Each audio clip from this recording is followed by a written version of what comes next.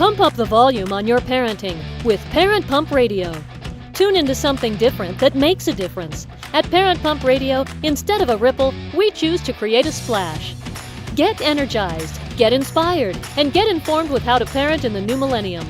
With your host and parent coach super guide, Jacqueline T.D. Wynn. We're here to pump up your parenting skills, pump up your knowledge, pump up your energy. Welcome to Parent Pump Radio.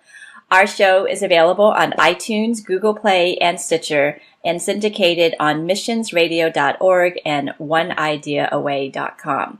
Go to parentpumpradio.com to leave your questions, comments, and suggestions for future shows, and be sure to subscribe to our RSS feed so you'll be automatically notified of new shows. Our guest today has been here before in the guest seat. He is a successful businessman, investor, and attorney. He specializes in tax, business, real estate, and estate planning. In his early days, he was a K-9 officer and a deputy sheriff for LA County. He has a genuine love and passion for creating a long-term relationship with his clients to educate them and really help them create a multi-generational wealth for a family and financial freedom. So ladies and gentlemen, I'd like to introduce you to Maurice Kempner. Hi, Maurice. Hi, Jackie. How you doing? I'm doing awesome. So you can find Maurice at truelegacywealth.com and also minutemantax.com, and those two websites are in the show notes. So let's talk about IRAs, individual retirement account. I know they've been around since the 70s, and why people invest in that for their retirement versus real estate investing. So take it away, Maurice. Well, if you're going to compare IRAs or these traditional retirement programs with real estate, it's quite a comparison to see. What our program is, the True Legacy Wealth Program, it's designed to create multi-generational wealth in a family. And a family is whatever, it's just the people you love and that you're closest to. It's a lot of things to a lot of different people. That's what we mean by family. So in the traditional plan, you make these contributions into your plan every year. You can't get any money out until you reach a certain age, a retirement age, and then you get the money out. Now, because of inflation, the amount of money that you take out has to increase every year. So, for example, whatever money you had about 20 years ago is worth about 60% less now, approximately, due to inflation. So let's take a look at that. As you put the money into those retirement accounts, it's losing value over time. And so the return on that money has to be enough to overcome those inflationary losses. Then when you get up there and it's time to retire, when I look at my clients' retirement funds that they've been contributing to, and we go in and we make calculations, a very high percentage of time, once we adjust for inflation, their accounts are very similar to the amount of money they put in. So the increase in value has done very little more than just cover the cost of inflation. Now, one of the reasons for that is because there's a lot of fees with these accounts. Now, my family always told me, and my family had wealth for generations, the wealthy people in my family told me that you want to acquire assets that generate cash flow, do it as a family, and move them from generation to generation. Now, that contrasts with what most people are told, which is get good grades in school so you can get into a good college so you can have a good career and a good retirement. You see the difference. Now, when you go down and you sign up for a 401k, it's a type of partnership. Anytime you're in business with anybody, it's a type of partnership. Even if it's opening a checking account, you're in a partnership with the bank, right? So when you go open a 401k, you're the partner that puts all the money in. The other partner, Merrill Lynch or the bank, whoever it is, they put no money in. Therefore, since you put all the money in, you have all the risk, right? There's not a lot of lobbyists lobbying for people who contribute money to 401ks, but you can bet Wall Street has a lot of lobbyists working for them. And then what they do is they generate fees on your account. So they get an asset that generates regular cash flow on a regular basis, right? That's what wealthy people tell their kids to do. That's what my family told me to do. They've now acquired an asset that generates cash flow on a regular basis. You haven't. They start to collect cash on it now. You have to wait until you retire and then hope that you can sell things for more than you paid for. Real estate, on the other hand, if instead of using the money to put into these retirement accounts. Let's talk about the real estate later, because I want to let people, because I'm going to bring up a PowerPoint presentation so that we can do the comparison. But I want to address that most people think that 401k or an IRA, that they have to put money into the stock market. And that's not true. Well, you can put money into what they call a self-directed IRA. Now, that's outside of your company. Typically, most employers, they won't have self-directed IRAs. They have IRAs or 401ks that they call self-directed, but that just means you have the right to go in there and pick what stocks and mutual funds you want to invest in. But for the purposes we're talking about, there are self-directed IRAs that you have to set up and manage by yourselves, and you can buy and sell real estate within those funds. Now, I don't recommend those.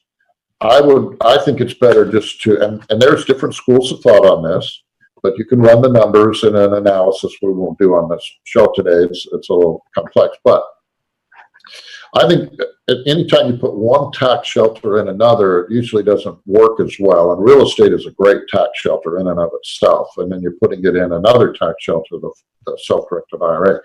When we use these self-directed IRAs, it's typically when somebody has been putting money into their retirement for years and years. And now instead of retiring and then just burning that money up over the years in their retirement, they can then, once they're not with their employer anymore, now they can move it out of their employer's program. They can roll it over into their own self-directed IRA program. And then they can put it into real estate, and then the rent they collect is the monthly check they can get out of there. Now, as the real estate goes up in value and rents go up over in time with inflation, they've got cost of living increases, their account value, so to speak, goes up. And that's the difference between just doing that and a regular 401k in the stock market. Okay, so we have a presentation. For those who are listening to the show, we're going to do the best that we can to explain what's on the presentation, but this is also going to be going on YouTube, so that you should go to our YouTube channel at parentpumpradio.com. And you can see the presentation side by side. Okay.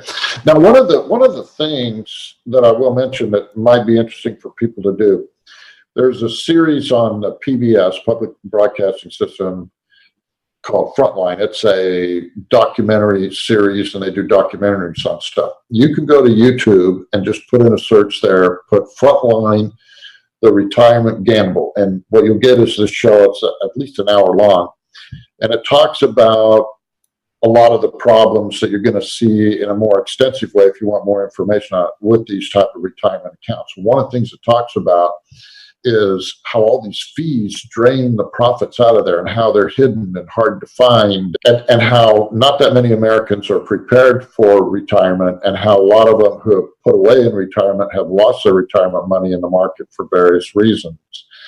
And then the second part of the show kind of goes into all these fees and how the profits are drained out, and basically Wall Street ends up making more money than you. The president of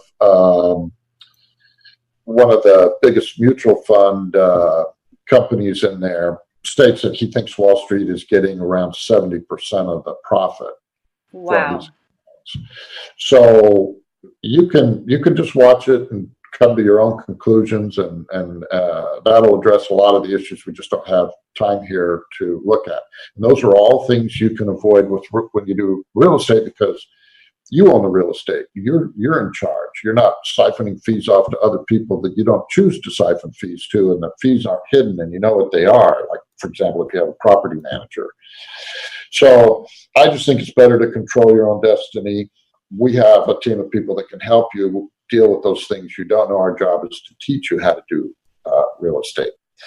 That's one of the reasons why a lot of people don't do it, is the barrier to entry. Is what they call it a business. They don't understand real estate. They're not familiar with it. So there's really no barrier to entry to a traditional retirement account. You just go down and put your money in there and you're in. You don't have to do anything. On real estate, you have to know what market to buy, look for properties, that kind of thing.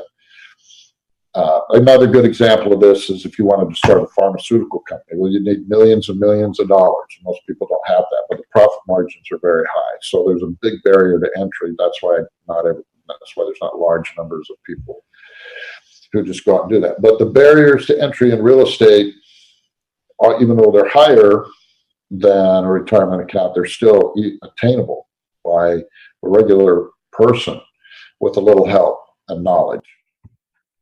And usually the higher the barrier to entry in business, as a general rule, the more profit potential there is. Yeah, look at the credit card companies. Credit card companies, oil 30%. Banks. Yeah, exactly. Let's go through this, and we'll try to explain this as best as possible for the people who are just listening to the show. Okay. So we're going to have two sides. Retirement account is going to be on the left side, income properties on the right side. So let's talk about what gains that you would get income-wise. So if you have a Roth IRA, 401k, IRA, what kind of income are you getting? Well, you're not going to get any income until you retire. When you buy positive cash flow properties, which are the ones we like to sell, from the beginning, you start to get cash flow now. You don't have to wait until you retire. Cash flow comes in as rental income. And so you don't have to sell your rental property to get paid. In most of these retirement accounts, you have to sell the asset to get the money. You have to sell the stock or the mutual fund. That's like going down and cutting down your orchard and selling it for firewood instead of harvesting the fruit or nuts or whatever off of it and then selling them every year for a regular, consistent income. Right. And it doesn't make more money, whereas with an income property, you can raise the rent, and it goes with the 4 rules of income that we talked about in earlier shows about it appreciating and matches inflation. Right. So if you have 2 to 3% increase in rent every year, or whatever the rate of inflation is, rent tends to go up with it there. Then you've got these automatic built-in pay increases. And as the tenants are paying the rent, you're getting the spread, the amount over the mortgage and other expenses. That's going to go up over time as rents go up, but your payment on the property will stay the same. And the amount that is paid to pay off the loan will increase over time as the loan gets paid off. More of the payment that the tenant is making for you increases your equity more and more over time, and then you have appreciation on the property. So you have all those things. So that's your account balance, is your equity. That continues to go up without having to sell your property. Right. You have to cut down your orchard just to make money. Right. That's a big difference. Yes, it is. Let's talk about wealth accumulation. Right. So you have to take out more money every year for inflation. So, for example, if you retired 20 years ago, the money you had in your retirement account 20 years ago, that money you had there on that day is now worth approximately 60% less or so with 3% annual inflation. So if I retired 20 years ago with $1 million, that amount is now only worth about $400,000. In buying power after inflation, yes. Now, your house, on the other hand, will tend to go up with inflation. And in markets that are really stable and there's not a lot of appreciation, they still tend to go up with inflation, just because you've got to build houses and so on, and it just costs what it costs, and those costs go up, and so properties are worth what they're worth, just going up with inflation. So you're still going to get a replacement of that loss due to inflation, and then rent is going to go up with inflation. So your income is going to go up every year. Wealth, your account balance is going to go up every year, or over time. Maybe some years it goes up, some years it goes down, but over time, over the last 20 years, if you look at just about any real estate market, I don't know of anywhere it's not the case, Rents are much higher than they were 20 years ago, and the properties are worth more than they were 20 years ago. Whereas in your retirement account, that money you had in there is worth less. You're a tax man. Let's talk about taxes. What can we benefit? Well, if you do a regular and not a Roth type of 401k or retirement account, you can get a tax deduction now, but all that does is defer taxes. And a lot of people don't realize this, but you still pay Social Security and Medicare taxes on the money you put into your IRA or your 401k. It's only the income taxes that are deferred. And so then when you look at your retirement account, it's really not the amount of money that's in there, unless it's a Roth where you've paid your income taxes up front. So if somebody has a regular 401k, regular IRA, the money that's in there, part of that belongs to the government. It's taxes. If it says you got a $200,000 balance, that's not the case. It's a lot less than that. There are these required minimum distributions of non-Roth type accounts. Now, once you get to the age of 70 and a half, the government wants you to take out the money over a period of time that they think is going to equal your lifetime, because these programs are not designed to create multi-generational wealth like our program is. Our program is designed for that. These programs are designed to be consumed and used up in your retirement. And if by 70 and a half you're not taking enough out, or you're not taking any out, they make you take it out.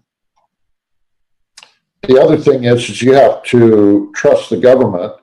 It's like signing a contract with a partner, because the government in these accounts is, besides the company that's holding the money for you, the government is also a partner, and they can change the contract anytime they want. They just go to Congress and pass a new law and they change it. And now these are the rules for 401ks and IRAs. And these rules have changed consistently over the years in various ways, and who knows what they're going to do. I think you have a safer situation with real estate where they can't come in and change your contracts that you have to purchase the property, or with tenants or things like that. Those things are pretty much set. There's tax sheltered gain in real estate. You're not required to make these required minimum distributions. Your wealth continues to go up. So if you retired 20 years ago with real estate, the real estate's worth more now than it was 20 years ago. The rent's higher than it was 20 years ago. You can do what they call tax-free exchanges on property. So if you put $25,000 down on a $100,000 property, and then the equity increases in that from the tenants paying it down and appreciation and other things, now you got $50,000 of equity. You could take that $50,000 and put $25,000 down on two new properties that are now worth more than that property. And you just roll the profit from that property into the two new properties, and there's no taxes on it. You can do these kind of, it's called a 1031 exchange. It's a tax-free exchange. And you build up all these profits over your lifetime. When you die, the government will step up the basis in those properties so that when your heirs inherit them, it's treated as though your heir went out and bought the property for what it was worth on the day you died. And they start to depreciate it all over again. They own it for what it's worth on that day, and nobody ever pays any income taxes on all those gains over the years. Now, that's a tax shelter. You can't do that in these 401ks. When you take the money out, you're going to pay taxes on it. When you die, your heirs are going to pay taxes on the money when they take it out. The only one that doesn't do that is a Roth. So in that respect, I think at least a Roth is a better of the two types. But the thing is, you can't get a deduction right now. Right. So real estate is kind of like a Roth in that sense. You don't get a deduction right now for the money you invest, but there's huge tax shelters down the road. Let's talk about equity, which you don't get in a retirement account. Oh, and let me add one other thing on that last slide real quick. When you put money into these retirement accounts, there's restrictions on how much you can put in, depending on your income and other things like that, and the type of program it is. But you can invest all the money you want to in real estate. So there's another difference. So what happens with these traditional accounts? They're not they're not designed to create multi-generational wealth. And so what happens is you end up being in a race from the time you retire until you die as to whether you're going to run out of money first or you're going to die first. And nowadays, you're finding people living a lot longer than they used to. So right. You're finding seniors having to go work at Walmart and fast food places. Right. And so a lot of these ads you see in papers and TVs and radio, whatever, they from these companies that sell these stocks and mutual funds, these 401ks, they're always talking about making sure how you have enough money to last you for your lifetime. That's why you end up in this race. And everybody knows that's the big problem, is not to run out of money before you die. Whereas with real estate, your equity tends to go up, your income tends to go up, your loan is getting paid off by tenants, and then as time goes on, you've got all these properties that are paid off and giving you higher cash flow. And then you leave a paycheck for life to your heirs, your kids usually, where they're going to get regular, consistent income for the rest of their life. And you can't do that with a 401k. It's very difficult to pass that on to the next generation without a lot of problems, because they're just not designed for that. And you have to just hope that in your 401k that your stock and mutual funds are going to go up over time. There's a lot of companies that have gone out of business in the last 20 years, big companies. I mean, I remember Circuit City used to be a big company, and they're gone. There's a lot of companies like that go out of business or something happens. Kmart. Sears is now going out of business. Sears has had trouble, Radio Shack, whatever. But with real estate, as a general rule, you've got this land and this building. It's not going to go to nothing. It's always going to be worth at least something. So to me, that's better security than just stock in a company. Yeah, and like you said earlier, you have more control and power, whereas with stock, you're putting it in Wall Street, which they have the lobbyists. They're not even for right. you. They just want to make sure they get all your money. Right.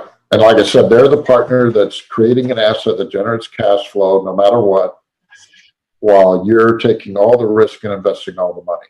I mean, think about it. If somebody came to you and said, hey, let's be partners. You invest all the money, you take all the risk. I'm going to take a regular paycheck every week out of this investment, and then we're going to hope that you make money. Would you do that? It just doesn't seem rational to me, but people do it. And I guess it's better than putting your money in a pile and setting it on fire. I'm just saying there's other things like real estate that I think are better to do with your money than traditional retirement accounts. Yeah, it's like a very predatory relationship there. Yeah. And I hope that now people can really see the difference and maybe siphon some of that money that they're now using to put in their retirement account and maybe start something small, buying a smaller property. And that's with the program that you have. We're here in Los Angeles. Homes here are ridiculously priced. $100,000 is not going to get you much, but out of state, out of the main areas, you can buy a single family home, invest in $100,000. So tell us about the Legacy program. Well, what it costs to get in, for example, we're buying properties that are between $50,000 and $150,000, our clients, with usually 25% down. So if you buy a $100,000 property and you put $20,000 down, that's similar to what you might put into your 401k every year. So instead of putting the money into your 401k, you put the money into down payments on a piece of real estate every year. And then it positive cash flows, and you get this money every year, hopefully. There are challenges and expenses, and things go up and down in real estate just like they do in the stock market. And I'm not going to say you won't ever have challenges. You will, especially if you're going to be in real estate for the rest of your life. There's challenges. There's problems with tenants. There's repairs you're going to have.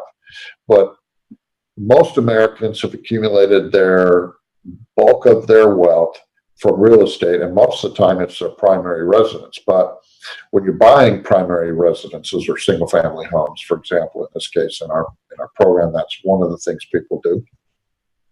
Those go up just like your house. And over your lifespan, from the time you buy it until you die, they're just going to have this tendency to go up, and you're going to accumulate wealth. So real estate is the major source of wealth accumulation for most Americans. I know that came from some government study. I can't quote it, but you can probably Google it and see if that's not the case. Most Americans are not increasing their wealth through the stock market or their retirement accounts as their major source of wealth increase. At least have that awareness. We're going to have that link that you talked about on YouTube in the show notes so that people can watch that and really be more informed about what their choices are. Yeah, so our program is designed we want people who want to be in our program for life. We're not after a quick buck. Right now, the price to join is $997. Also, we have a free membership where you can just get emails and letters on properties and other things going on. Once you join, then we help you find properties. So the threshold is very minimal. The risk is not like you're investing tens of thousands of dollars like some real estate seminar and training programs you see out there. And we make our money as you make money. So if you're actually successful and you're acquiring real estate, that's where we make money in what we get from where these properties are sourced from. We get some referral fees or other fees for helping to put these deals together. And that's how we get paid. That way, we're making money when you're making money and our interests are more aligned. That's why we like to do it that way. And we want people who want to be in this for life, who want to create multi-generational wealth. We're not after a quick buck, and you shouldn't be either. This isn't a get-rich-quick thing. But if you stick with it, within 10, 15 years, you should have a pretty good stream of income, and in many cases, we replace people's job income during that period of time. That, I think, is really good, and investing in an IRA is typically not going to do that for you. 401k, you're not going to be able to replace your income, and you have to wait until you retire to get the money out of there anyway. You're going to find a lot more information on truelegacywealth.com. I'm also a part of helping Maurice with this program, and we're also writing a book. Yes. We hope that you make an educational decision on your future, your retirement, as well as your generational wealth. And Maurice, any last word before we sign off? Well, yeah, I would really say if you've got the time and inclination, go watch that video that I mentioned earlier, the Frontline, the Retirement Gamble. Just put in YouTube, you search Frontline, the Retirement Gamble. You'll see, I just think it's pretty much a scam. To me, that's the way I interpret it. Reasonable minds can differ, but after you watch it, you'll see a lot of what's going on with your retirement accounts. It's very interesting. And we'll have that link in the show notes. Thank you so much, Maurice, for your time. You're welcome. And listeners, until next time, always be learning and always be growing. Thank you so much for joining us today. Go to parentpumpradio.com and click on the pink box on the top of our homepage to listen to our new and archived shows. To be instantly notified of new episodes, subscribe to our RSS feed. The RSS feed button is located at the top of the page where all our shows are featured. And after listening to the show, go to parentpumpradio.com or our Facebook page to leave your comments, questions, and topic suggestions. And while you're at our website, sign up to receive a free gift. Until next time, have a wonderful week.